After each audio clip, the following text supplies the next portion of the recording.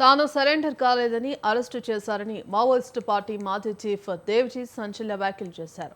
4 దశాబ్దాల క్రితం ఉద్యమంలోకి అడుగుపెట్టడానికి ఆనాటి పరిస్థితులే కారణమని దేవ్జీ అన్నారు. విప్లవ పోరులో అనేక మంది నేల కొరిగినా ఎప్పటికైనా తన వస్తోందని మరణానికి సిద్ధంగా ఉండే వాటిని అంటున్న మాజీ మావోయిస్టుకి కీలక కేంద్ర కమిటీ సభ్యులు దేవ్జీ అలియాస్ తిప్పిరి తిరుపతితో మా bureau chief Rana Pratap face to face. Maoist పార్టీలో చాలా కీలకమైనటువంటి వ్యక్తిగా ఉన్నటువంటి వ్యక్తి ఎవరైనా ఉన్నారంటే దేవ్జీ అలియాస్ తిప్పిరి తిరుపతి. ఆయన ప్రస్తుతం జనారణ్యంలోకి వచ్చారు. ఎందుకంటే పోలీసులేమో సరెండర్ అయ్యని చెప్తున్నారు, కానీ మేము అరెస్ట్ అయ్యానని వాళ్ళు చెప్తున్నారు.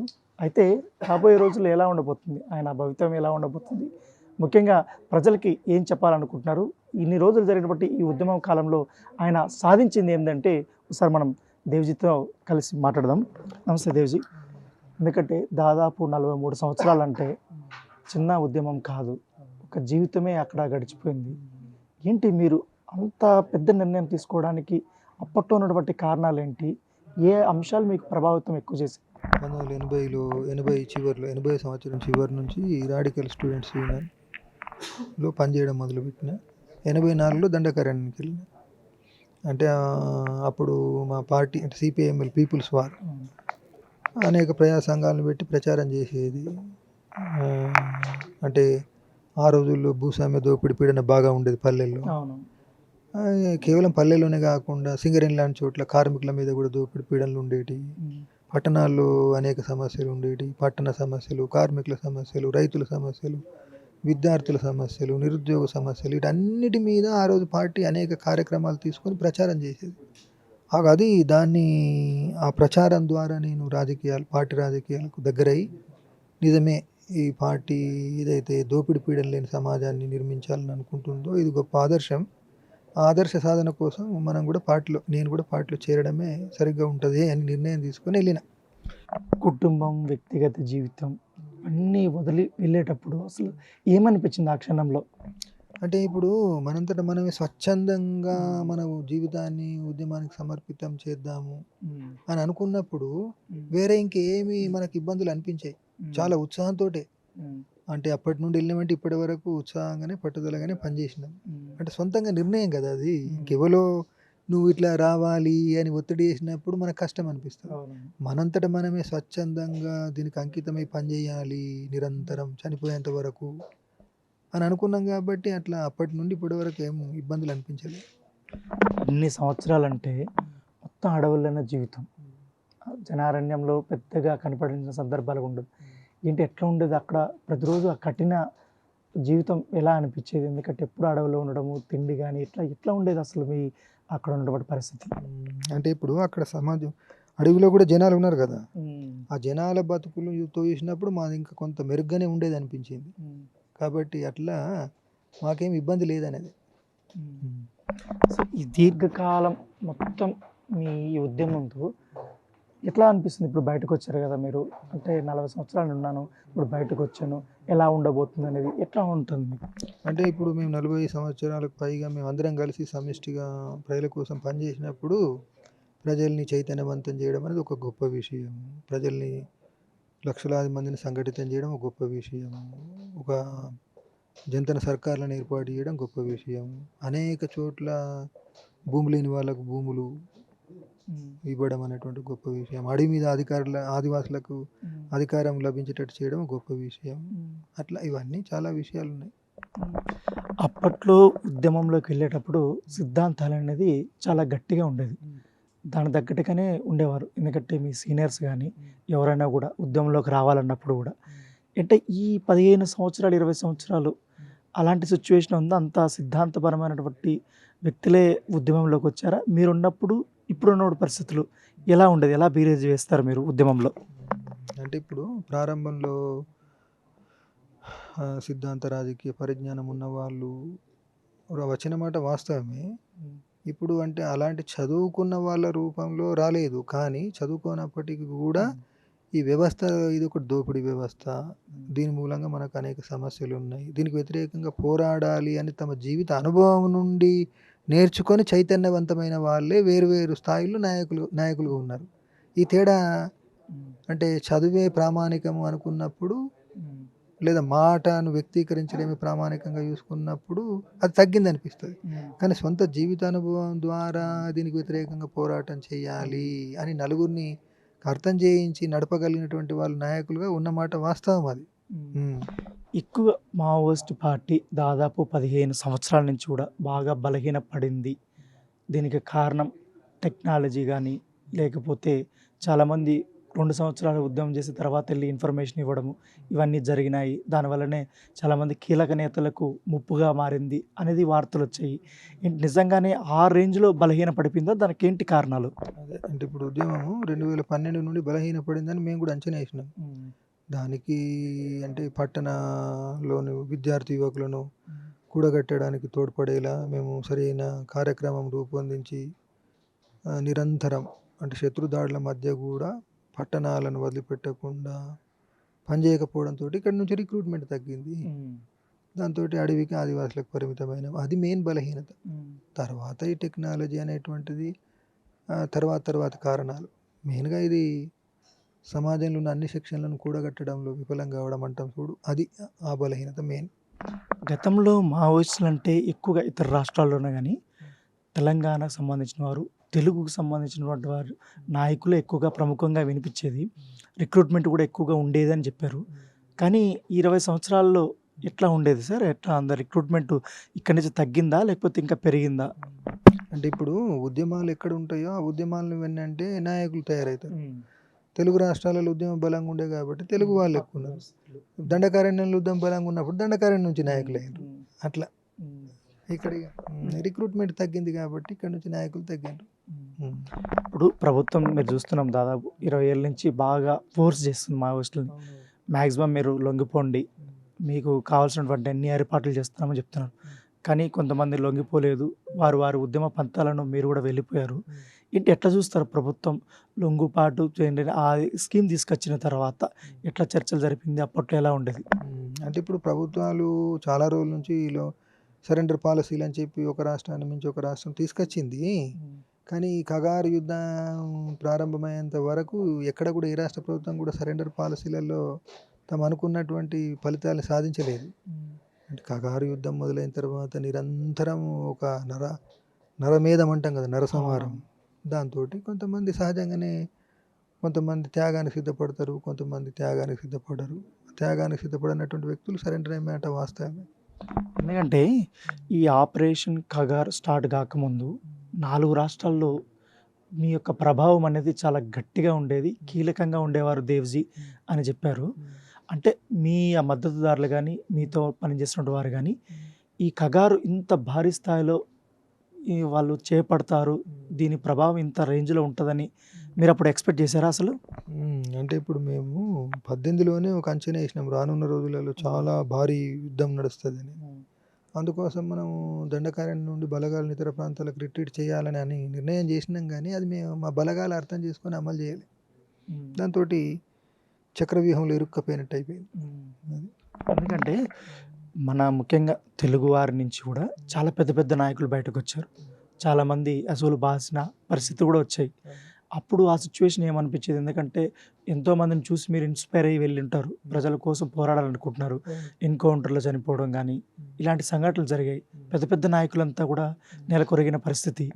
అప్పుడు ఏమనిపించింది? ఏంటి మనం కూడా ఏంటి రేపు పొద్దున్నే ఇలాంటి సిచ్యువేషన్ మనకు కూడా ఇది ఎదురవుతుంది ఎలా అనేది ఆలోచన వచ్చింది ఒక్కసారైనా? అవునవును. అంటే ఇప్పుడు నిరంతరం కగారు అనేటువంటిది ఒక యుద్ధం కదా. ఆ యుద్ధం లోపల ఎన్నోసార్లు మేము ఫైరింగ్లలో చిక్కుకొని మేము ప్రతిఘటించినాం కదా.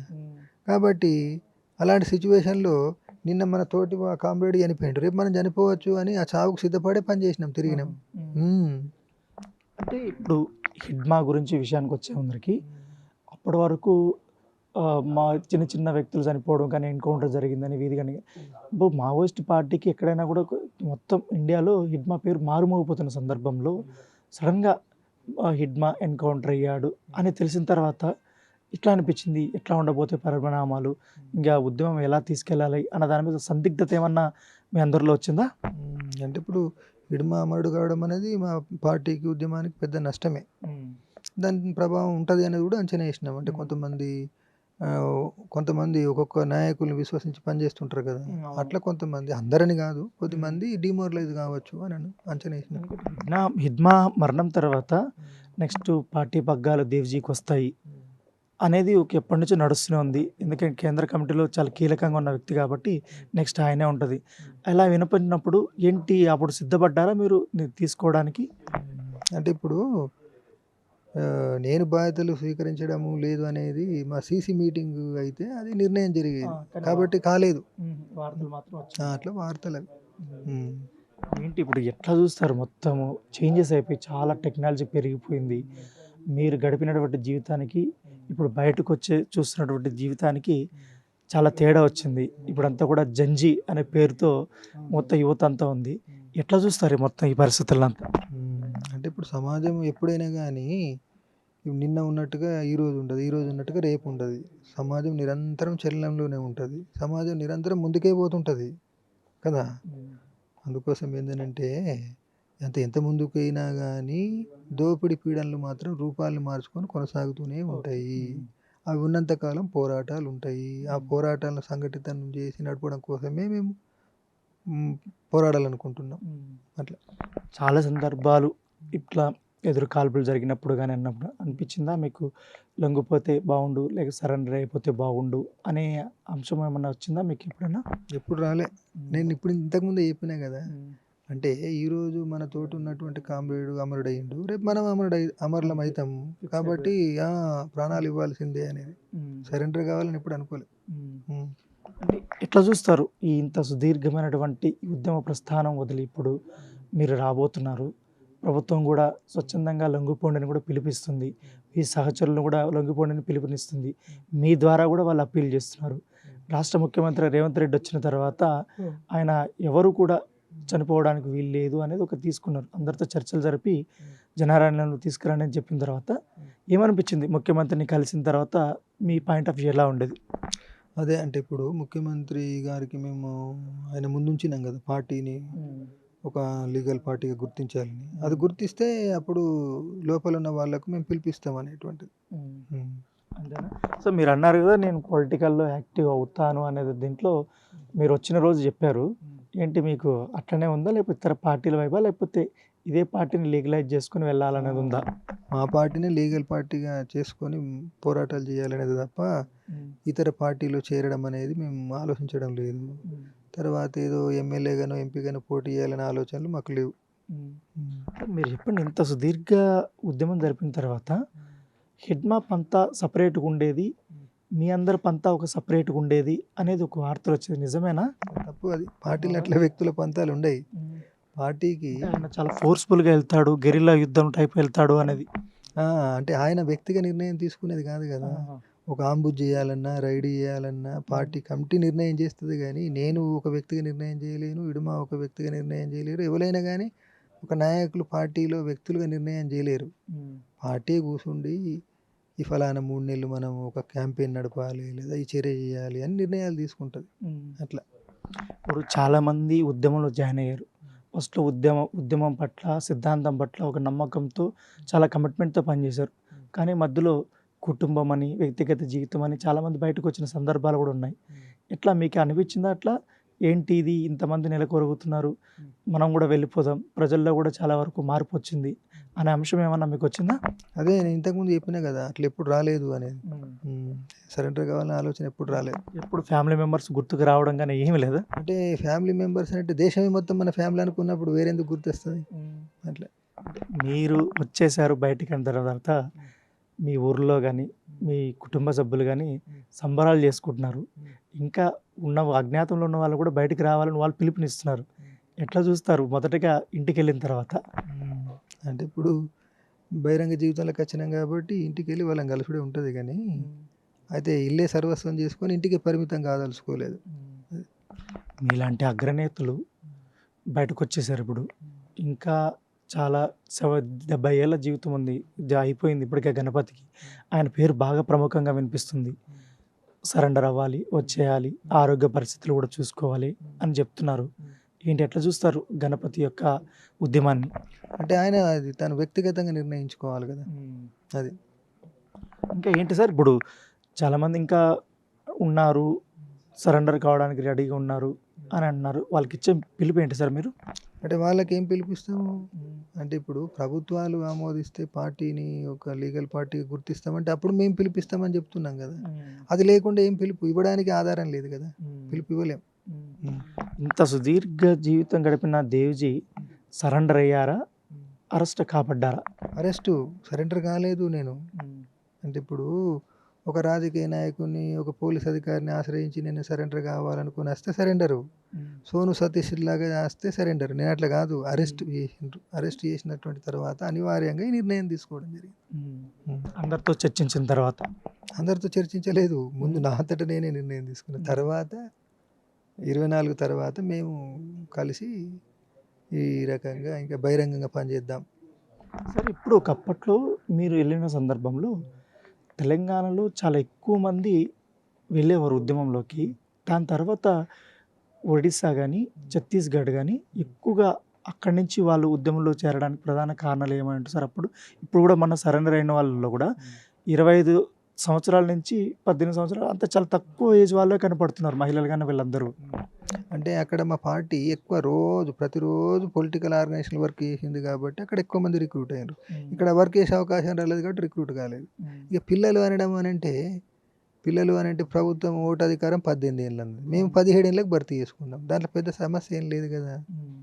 అంటే వాళ్ళు చైతన్యవంతులై మన సమస్య కోసం మనం పోరాటం చేద్దాము అని నిర్ణయించుకున్న వాళ్ళు ఆయుధం పడతారు, కానీ ఆయుధం పట్టడం ఆషామాషి వ్యవహారం కాదు.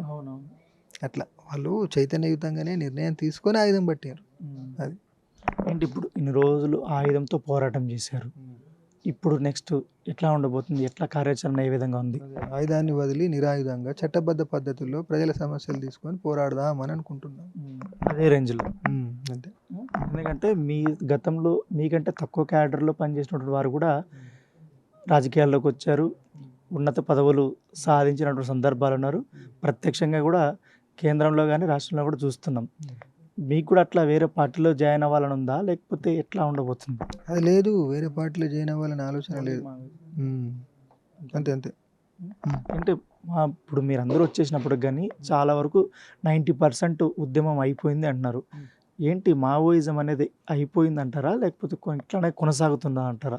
మావోయిజం అనేది ఒక సిద్ధాంతం కదా, ప్రపంచం మొత్తం మీద ఉంది కదా, అది ఎప్పుడు అంతం కాదు. ఇప్పుడు బుద్ధిజం, బుద్ధుడు ప్రబోధించినటువంటి భావాలు ఇప్పటికి ఉన్నాయి కదా.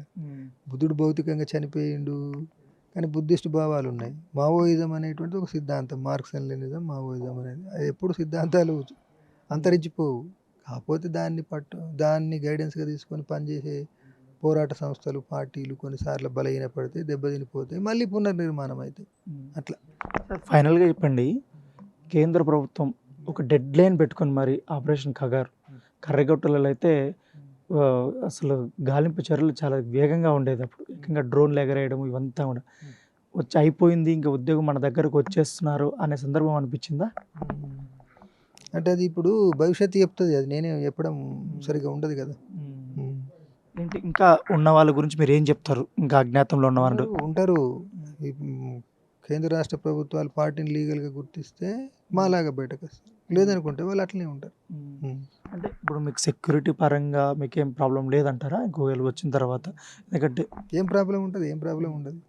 ఎందుకంటే ఇతర రాష్ట్రాల్లో చాలామంది లొంగిపోయిన వాళ్ళు ప్రాణభయంతో కొంతమంది ఇతర రాష్ట్రాల్లో లొంగిపోవడానికి భయపడుతున్నారు, కానీ తెలంగాణలోకి రావడానికి మాత్రం ఇష్టపడుతున్నారు అనేది ఒకటి ఉంది. ఎందుకంటే హిడ్మా ఉదంతం చూసిన తర్వాత అలాంటి చర్యలు ఉండబోతాయేమో, ఎందుకంటే గతంలో జరిగినటువంటి కొన్ని ఇష్యూస్ వల్ల అనేది దీని మీద.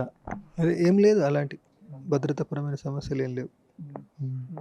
ఓకే సార్, ఇది దేవ్జీ చెప్తున్నటువంటి పరిస్థితి. ఎందుకంటే 43 సంవత్సరాల పాటు ఉద్యమం ఉన్నా కానీ అప్పుడు ఆయుధంతో పోరాటం చేస్తాం, కానీ ఇప్పుడు నిరాయుధంగా కూడా ప్రజల కోసం మేము పోటీ చేస్తాం. మేము ఏదైతే మావోయిస్ట్ పార్టీలో ఉన్నాం కానీ దాన్ని లీగలైజ్ చేసుకుని దాని నుంచే కూడా మేము పోరాడతాం అనేసి కూడా ఆయన చెప్తున్నారు. మేము బయట చెప్తున్నటువంటి వార్తల ప్రకారం మేము సరెండర్ కాలేదు, అరెస్ట్ అయ్యామనేది కూడా దేవ్జీ చెప్తున్న పరిస్థితి.